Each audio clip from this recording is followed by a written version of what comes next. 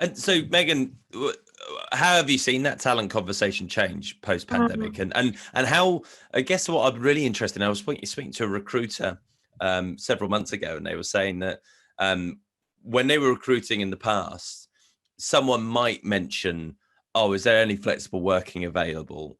And now she's saying to me that it's the first thing that people talk about. How often am I expected to be in the office? So have you seen the way that organizations are recruiting change because of the pandemic, but also the role of the physical workspace as a part of that conversation has become more prominent? Within the talent space, we are absolutely seeing people start to ask that immediate question, and actually almost an expectation that is there.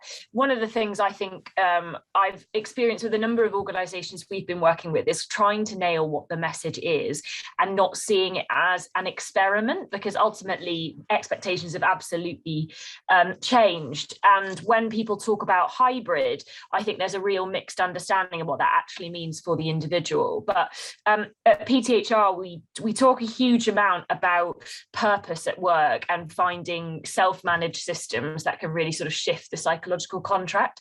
And I think if you can find a way of working in the environment, regardless of whether it's at home or at work, that gives people that sense of community and connection in a very self-managed and empowering way, then actually it doesn't really matter where they are, because the answer should be you work where and as you need to do what you need to do, which is the approach we've actually also taken at Clear Channel, which is very much a values-based approach to, work can be done anywhere, and we don't expect it to, or at any time, and we don't expect it to need to be on the organization's terms. That said, I would say my experience so far with working with execs, and I wonder whether Chris alluded to this as well, is sometimes the expectation of what our CEOs are saying is different to what the workforce need is saying, and trying to strike the right balance of trust and accountability and empowerment to the workforce has been one of the major challenges. But absolutely, in this new sort of war for talent, it's the first expectation. And I've had people say to me,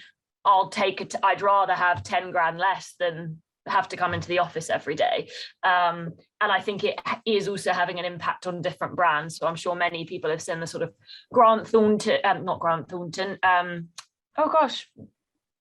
bank. Why can't I remember their names? Goldman Sachs, that's it, of course. Yeah. Goldman Sachs take, which is you're coming into the office. But sort of my reflection back to our CEO at Clear Channel was, but William, we don't have that brand. We don't have the Goldman Sachs brand that means they can ask that of us. And actually, we need to think about how we build our brand in a different way that's more empowering for our people. So, yeah. That's been one of the interesting things to watch during this whole debate, which is kind of one end of the spectrum. You'll have Goldman Sachs CEO saying this is I forget the words he used, but he was quite damning about the whole thing, and said, I demand you coming back into the office. However, then you see other news stories about their workplace culture generally, which doesn't strike me as being the most relaxing of environments to be in. I can't imagine that they kind of have a nurturing environment. It's just an external view. That's all.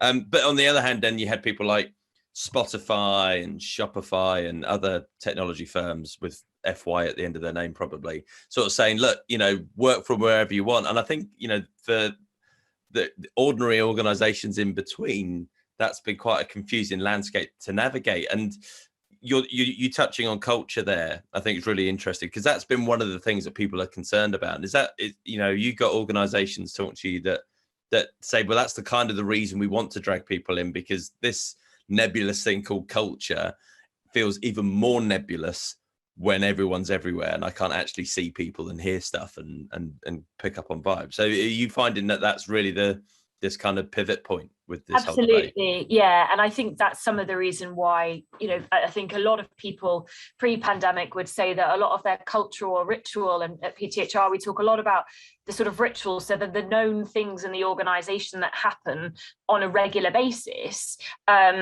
like, as an example, Pizza Friday in the office, that becomes ritualistic, that brings that community and connection together. And it's how you start to do that in a different way, because if your employees don't need or want that from the organization anymore, they're looking for community from a different sense of connection, then how can you recreate that in a different way and re-ritualize what the organization looks like?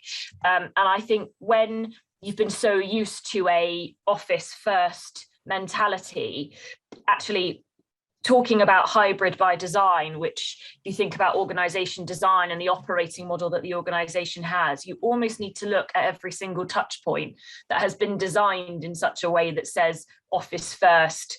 Sometimes home is non-existent, and sometimes home is in part existent, but on the fly when you fancy it.